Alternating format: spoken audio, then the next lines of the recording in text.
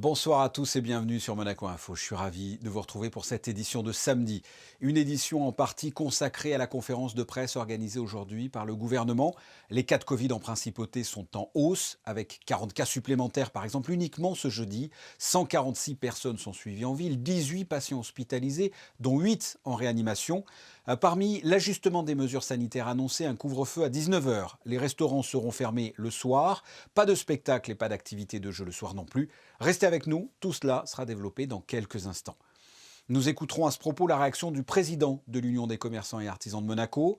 Nous irons au CHPG où s'est déroulé le début de la vaccination du personnel soignant, un personnel en contact et donc exposé depuis le début de la crise. Et comme tous les samedis, nous finirons par la chronique littéraire de Céline Sabine de la médiathèque de Monaco. Elle nous présentera le roman de Claire Keegan, Ce genre de petites choses. L'information du jour, l'ajustement des mesures sanitaires annoncées lors d'une conférence de presse organisée au ministère d'État suite à une augmentation de cas de Covid-19. L'analyse de ces mesures avec Sandrine Nègre. Plusieurs mesures ont été prises suite à une méthode de travail déterminée par le souverain. Une démarche pragmatique au fur et à mesure que la situation l'exige. Élément essentiel, ces mesures sont le fruit d'un travail de suivi entre le gouvernement princier et le Conseil national à travers le comité mixte. Pour éviter de passer au rouge, car la principauté est actuellement dans un orange marqué, de nouvelles mesures seront effectives dès le lundi 11 janvier. Elles viennent compléter celles en cours. Le couvre-feu sera avancé à 19h. Il sera général, aucune dérogation, aucune exception. Pas de restaurant ouvert le soir donc, ni spectacle proposé et pas de jeu au casino. Les restaurants demeureront ouverts pour le déjeuner et les représentations culturelles pourront avoir lieu l'après-midi. Pédagogie répétitive mais indispensable. Il faut rester vigilant et plus que jamais respecter les gestes barrières, y compris dans la sphère privée. Ces mesures supplémentaires seront en cours au moins jusqu'au 27 janvier. 31, 36 et même jusqu'à 40 cas de Covid, par exemple, ce jeudi. 146 personnes sont suivies en ville, un nombre jamais atteint. Le ministre d'État revient sur les raisons qui ont motivé ces décisions. Ce qui est incontestable, c'est jusqu'au 15 décembre, nous étions dans une situation qui était plutôt favorable, avec un nombre très limité de positifs et un nombre limité de personnes en hospitalisation. À partir du 15 décembre, les choses se sont dégradées.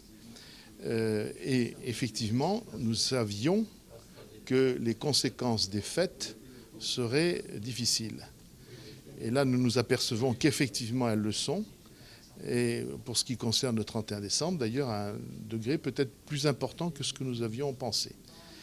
Ce qui s'est passé, c'est qu'il y a eu dans la sphère privée des rassemblements familiaux qui se sont faits sans tenir compte des mesures barrières, sans tenir compte d'un certain nombre de mesures minimales de nature à garantir à chacun plus de sécurité et moins de risque de transmission du virus. On vous retrouve Frédéric Hélion pour d'autres indicateurs. Oui Fabien, Didier Gamert-Dinger, le ministre des Affaires sociales et de la Santé, a évoqué plusieurs chiffres, notamment concernant les tests PCR en principauté et le taux de positivité passé de 3,5 en décembre à 7,44 en ce moment. Pour illustrer, nous avons fait lundi dernier 642 tests en une seule journée. Nous avons battu un record qui était de 500 tests par le passé. Et là, cette semaine, nous allons en faire sans doute 3000 au total. Donc nous testons massivement. Il y a ces tests PCR, s'ajoutent les tests antigéniques pratiqués en pharmacie ou chez les médecins, par exemple, environ 2000 par semaine. Soit 5000 tests au total en principauté de Monaco. Je pense que c'est le record d'Europe. Nous vous en avons parlé hier, l'accès à la principauté a été régulé ce samedi. À l'occasion du deuxième samedi de solde en principauté et afin de contrer une situation pouvant être considérée comme favorable à la propagation du coronavirus, une régulation de la circulation routière a été effectuée par la Sûreté publique à la frontière dès ce samedi matin. Par rapport au deuxième samedi de solde de 2020, la fréquentation est en baisse de près de 18% en principauté.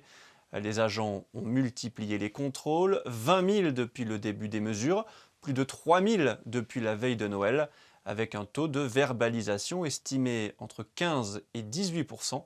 Écoutons à ce sujet Patrice Cellario, le ministre de l'Intérieur. Effectivement, nous avons mis en place des contrôles de manière à faire en sorte que le volume de personnes rentrant sur la principauté reste compatible avec une maîtrise justement de cette affluence.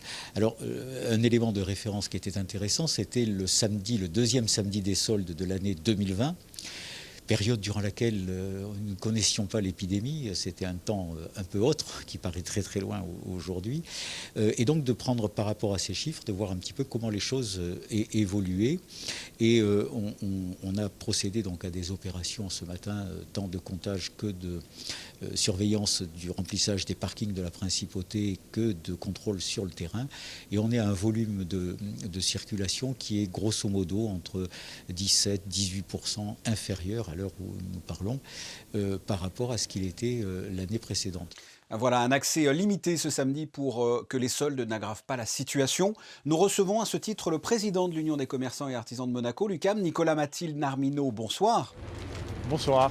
Votre réaction, tout simplement, vous comprenez ce qui a été fait aux frontières ce samedi? Tout le monde comprend, on voit bien que la situation mondiale est en train de s'aggraver, on voit bien que les décisions que les gouvernements doivent prendre sont compliquées à tous les niveaux. Vous avez vu l'Angleterre qui s'est fermée, vous avez vu l'Allemagne, c'était dramatique, ils les ont fermés 10 jours avant Noël.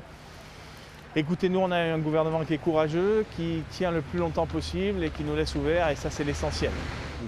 Vous avez constaté, vous, dans les commerces, les mesures sanitaires mises en place, elles sont respectées de manière générale?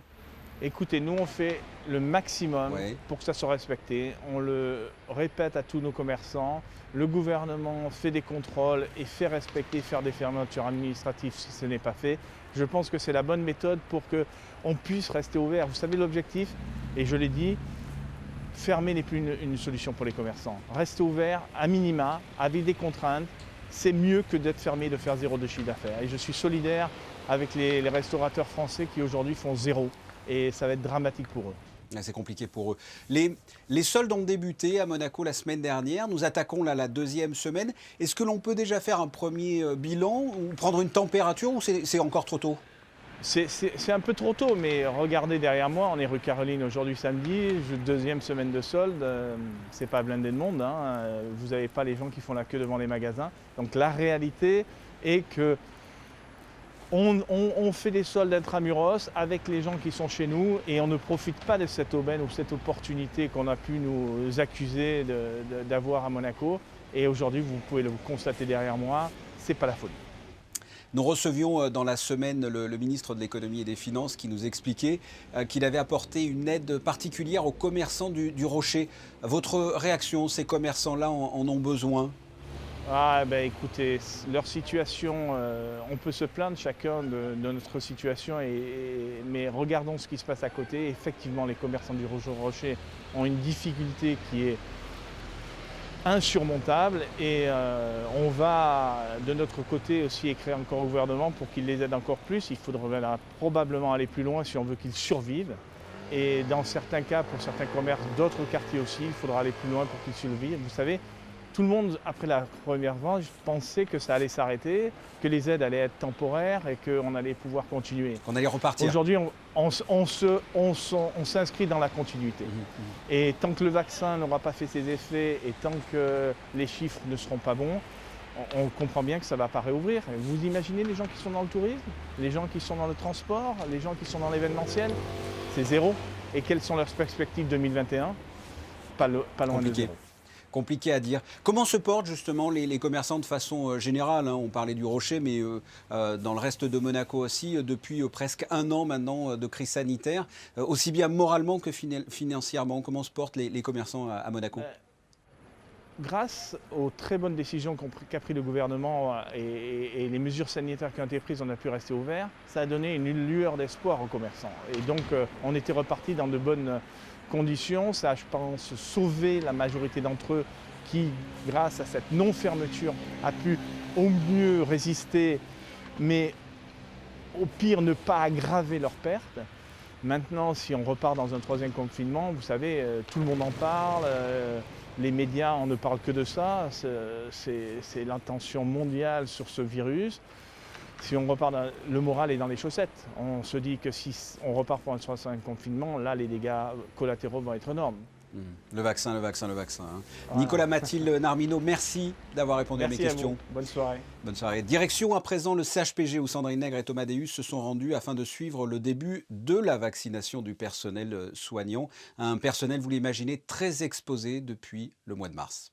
La vaccination contre la Covid-19 des professionnels de santé au centre hospitalier Princesse Grasse a donc débuté le 8 janvier en fonction de plusieurs critères bien précis. Considérés comme prioritaires, ce sont des professionnels qui ont des facteurs de risque de maladie grave si elle survient.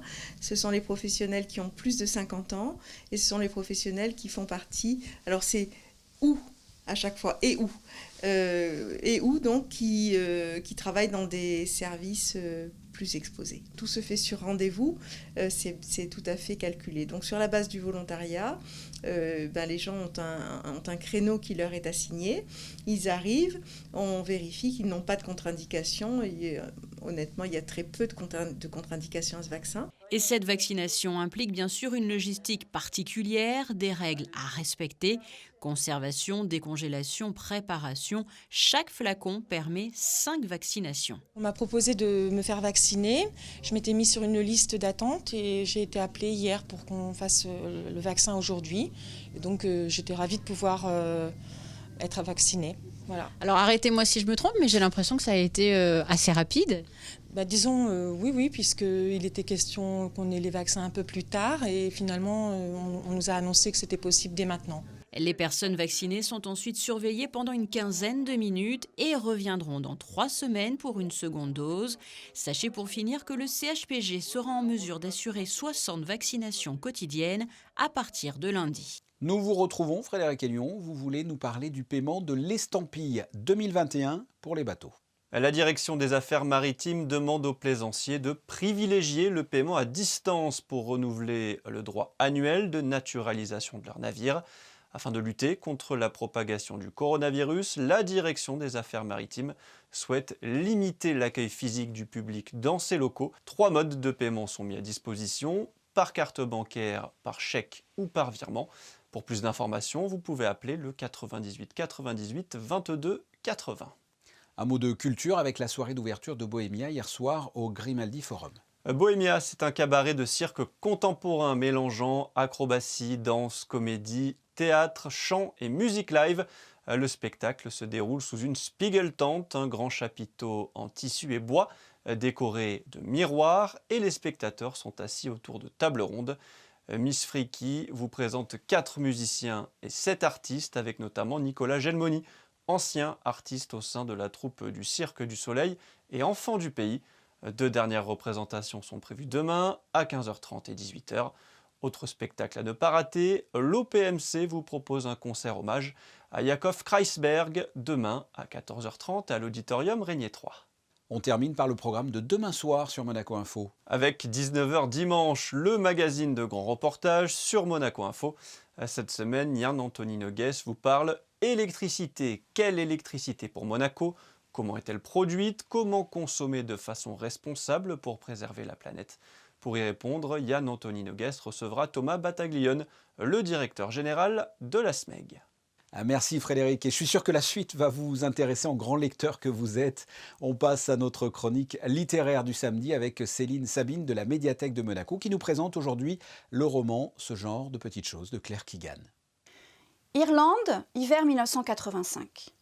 Alors que sa femme et ses 5 filles préparent Noël, Bill Furlong, marchand de bois et de charbon, effectue une livraison dans le couvent voisin. Il découvre avec effroi que l'établissement emploie, dans des conditions terribles, de très jeunes filles à qui on a enlevé leurs bébés pour les vendre. Bill, chef d'entreprise juste et père de famille aimant, fait alors face à un dilemme.